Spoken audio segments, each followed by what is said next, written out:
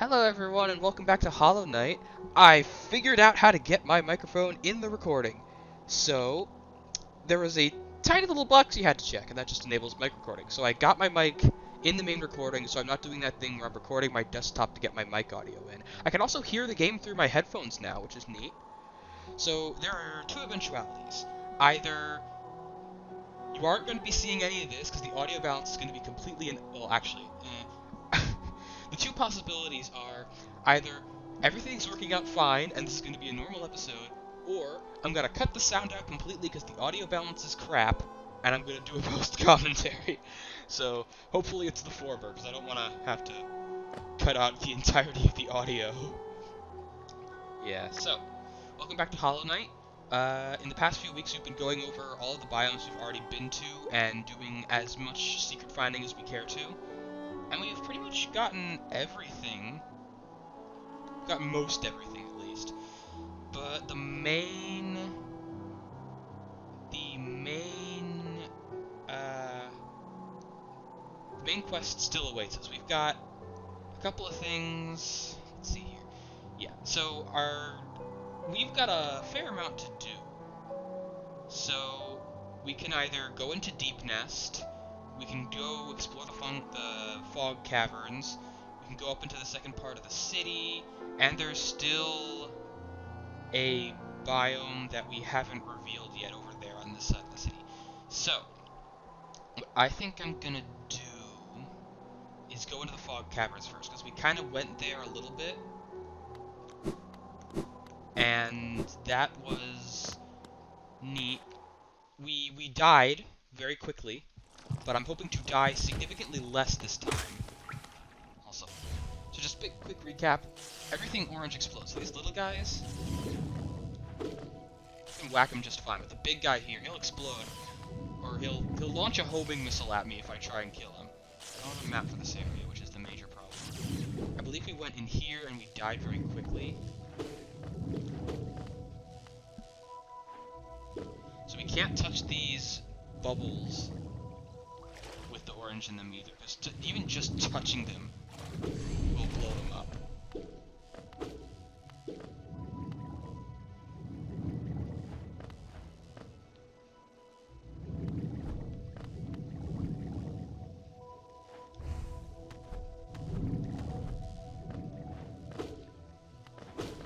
Oh, I almost hit that bubble.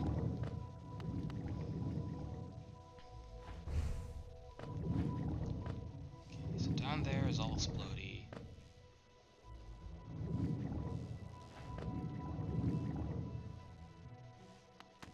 Wait.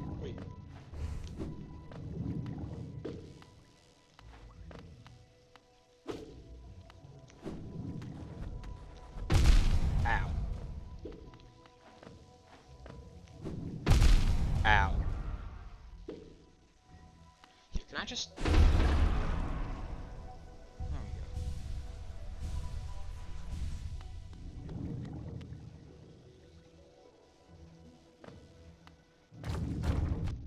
Oh, jeez.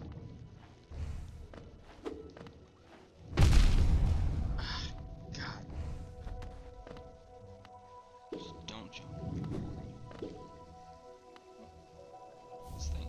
Ah, Charm Notch! Great! Like that. Like Charm Notch.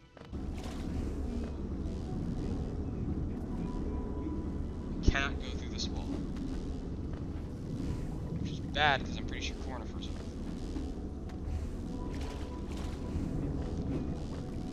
Yeah, he's over there, alright. Okay, there is a path up here, though. Some sort of path.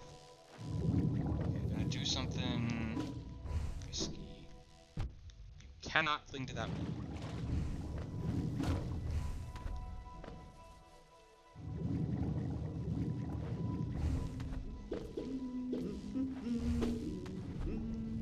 Ah, goodies up here.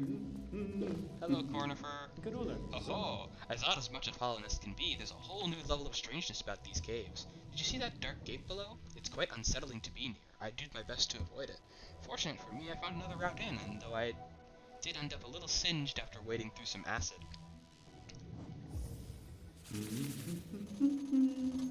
Finally, okay.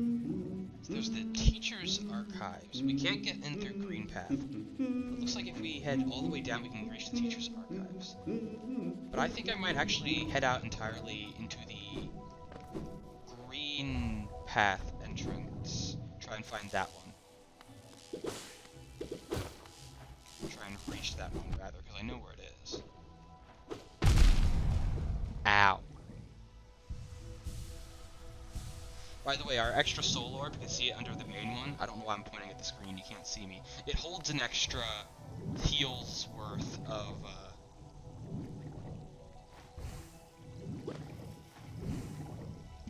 soul. Or an extra usage is worth, because it technically costs the same amount to cast a spell, too. But it has to, like, recharge after you use your 3, so it's not like you have it available infinitely. Or immediately, rather.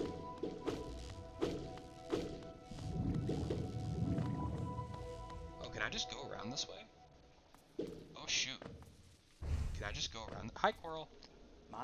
Doesn't this kingdom just abound with surprises? A building atop an acid lake. Despite the sight, I can't help but feel familiarity. Something stirs in my mind, though I can't yet tell what. I thought it best in my lust for discovery that led me here, but now there seems something else. I'd thought it my lust for discovery that led me here, but now there seems something else. This building beckons me. I can feel it calling. Dare I head in? I'm gonna, because there's a thing we should be doing here, and there's no reason to put it off any more than we have. Teacher's archives.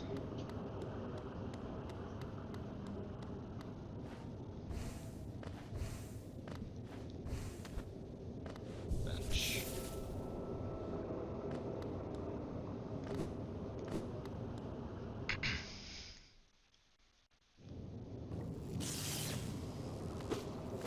Of course, that means if there's a... yeah, hold on. I'm gonna do my first audio check right now. It was at about this point that I decided to switch back to my original double recording scheme. The problem with that is the audio quality was abysmal. I don't even know why the audio quality was abysmal, but it was just abysmal. It was, like, atrocious. It was horrible. And I think it's because I turned the volume of my TV up so I could hear the game better through my headphones, and that caused, like, an echo effect that made everything go all staticky and weird. So from now on, it's going to be mostly just post-commentary with the game audio. So I hope you'll enjoy that.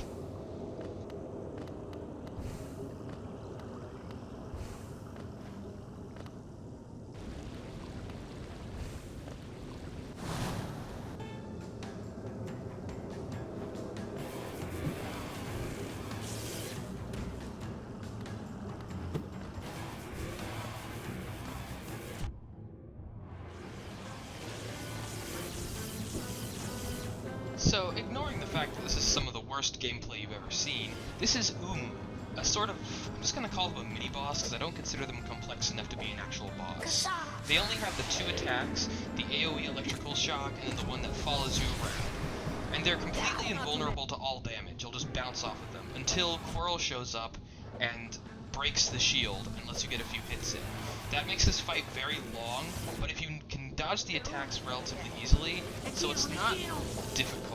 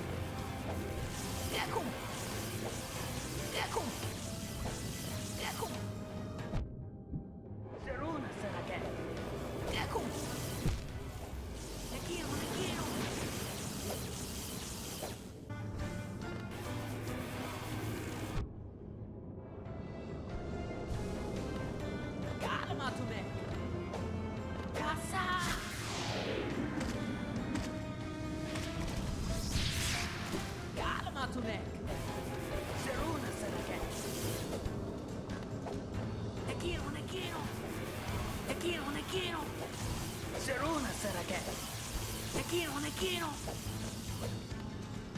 Kasa!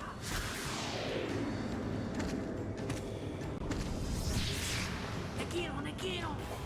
Nekiro! Nekiro! Nekiro! Nekiro! Deku! Deku! Zeruna Serake! Zeruna Serake! Nekiro! Nekiro! Kasa!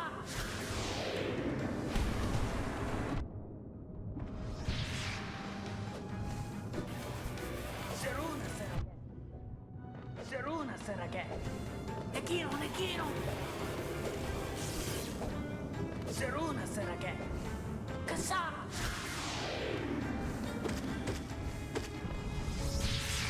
Deku! Zeruna Serake!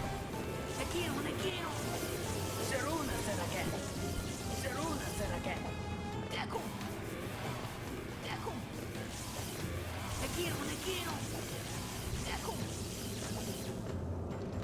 Kasa!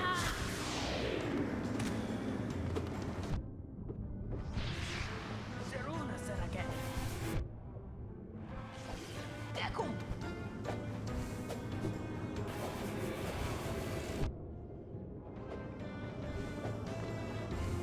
Kasa!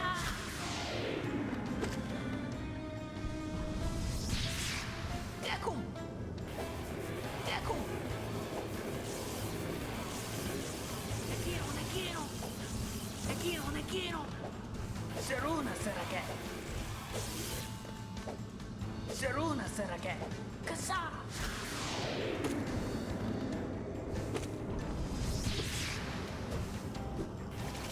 Zeruna Serake! Deku! Deku!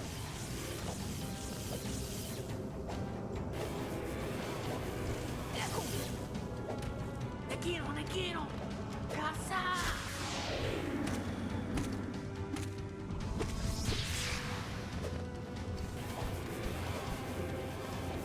Nekiro! Nekiro! Deku! Zeruna Serake!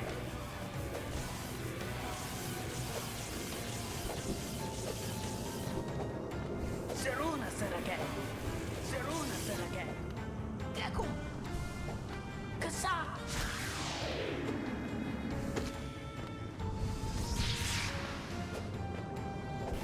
Nekiro! Nekiro! Zeruna Serake! Zeruna Serake! Deku! Nekiro! Nekiro! Kasa!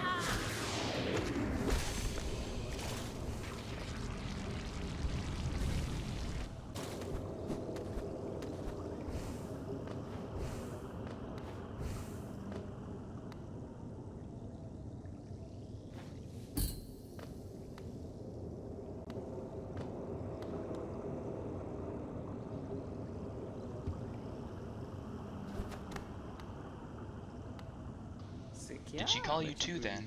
I realize it's no coincidence we arrived together. Though much of my memory is blank, this place I recall.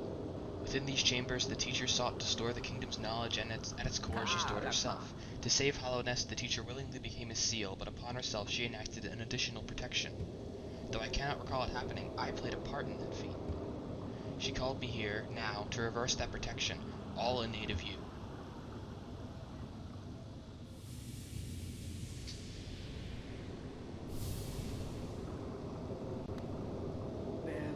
Do not hesitate. The choice to reform was hers, not mine. She knows what you would do and seems to welcome it. Bello Banakoden.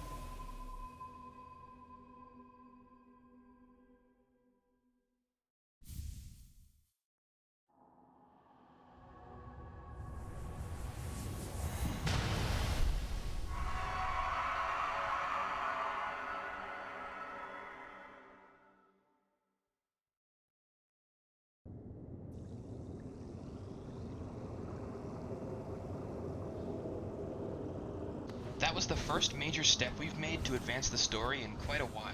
That was a dreamer, one of the 3 in the map, and we have to kill them all to open what is effectively the final boss. So we're actually now 1/3 of the way to opening the final boss, and we're a lot closer to the end of the game than you might think. But there's still going to be a long time left, because we've got a bunch of other stuff that doesn't directly pertain to those dreamers that we have to do still.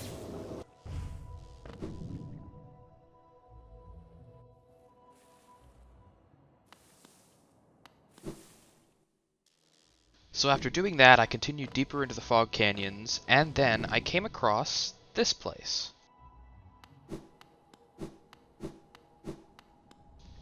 Hello there, dearie. I was about to close up shop and run till you came along. I provide a banking service if you're interested. Losing one's geo is a terrible thing, and it's so much more likely if you carry it about on yourself. My vault is much more secure. In all my time as a banker, I've never lost a single geo. Maybe you'd considered opening an account?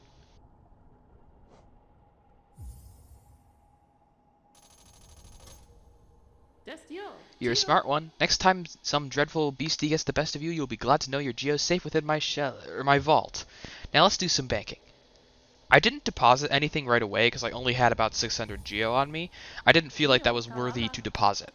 But I saw that the maximum vault value was 4,500, and I knew that Divine charges 9,000 geo to unbreakable eyes one of the fragile charms. So I thought, hey, maybe when I'm halfway there, because that's perfect, I'll deposit it all in the vault so I'm not tempted to spend it or lose it, and then grind up the other half and come back to take it when I've got the full amount.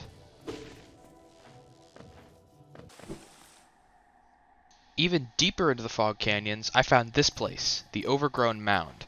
And after a brief fight with some mosquitoes, I found the 3rd spell, which I thought was in the Crystal Caverns, but I was wrong. It was actually here the whole time. I found the 3rd spell, the Howling Wraiths.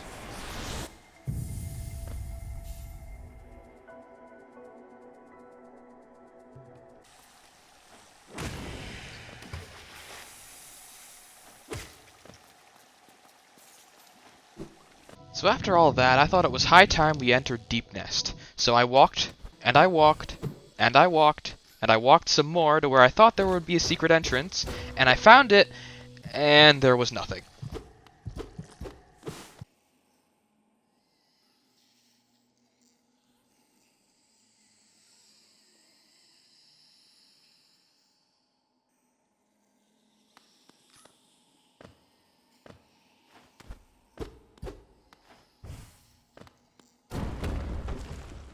But it turns out the trigger was just one-sided.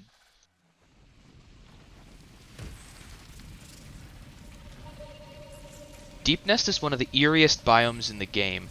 It's definitely meant to be eerie, at least. The others might end up being that way by accident, but this one is designed to be creepy. Enemies pop out of the grounds, the whole place is a maze full of trick floors, and it's kind of annoying to go through if you don't know what you're doing. So I wandered around here for a while.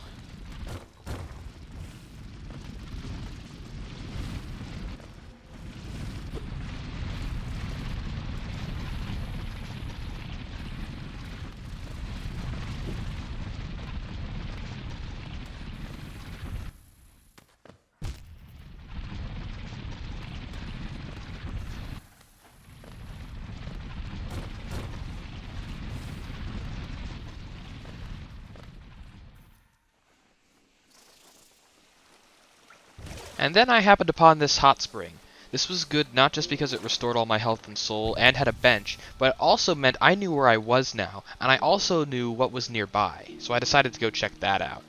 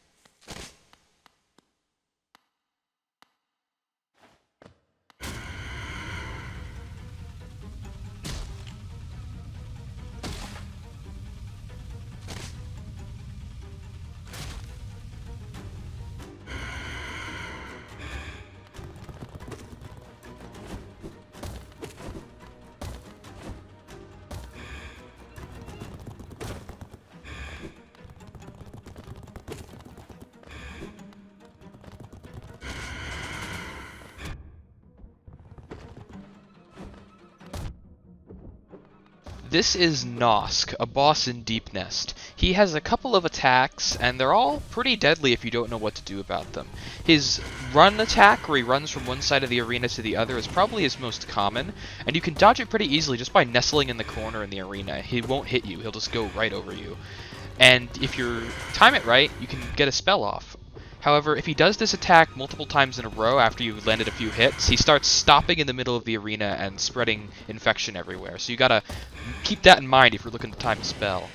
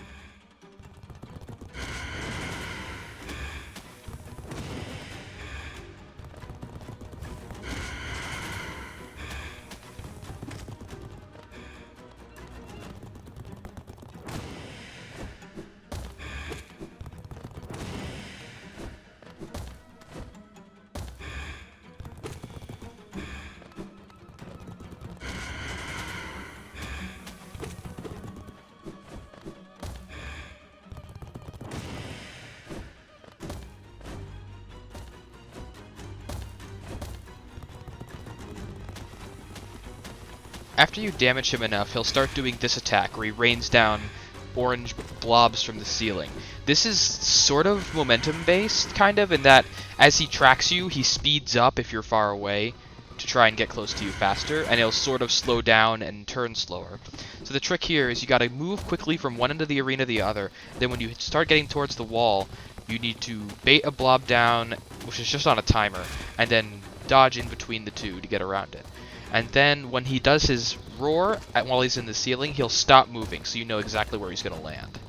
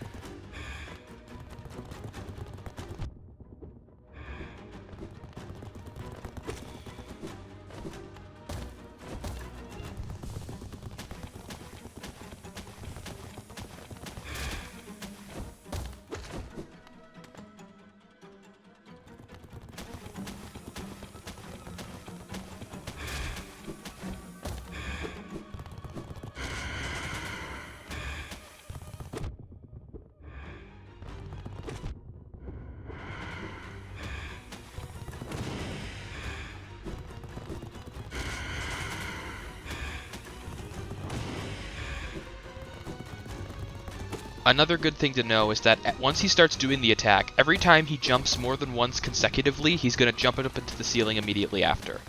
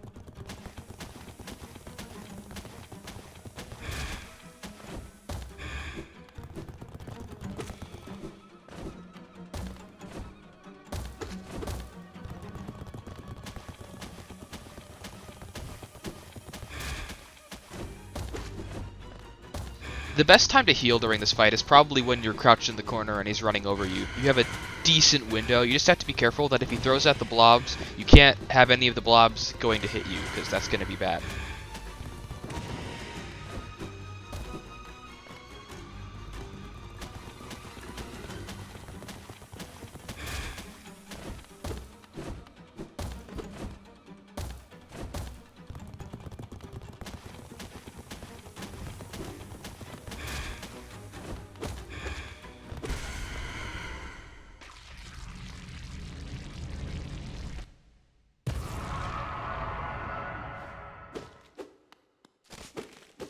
The reward for beating Nosk is another pale ore, which puts us at the 2 we need to upgrade our nail again, so that was a very good time investment to do.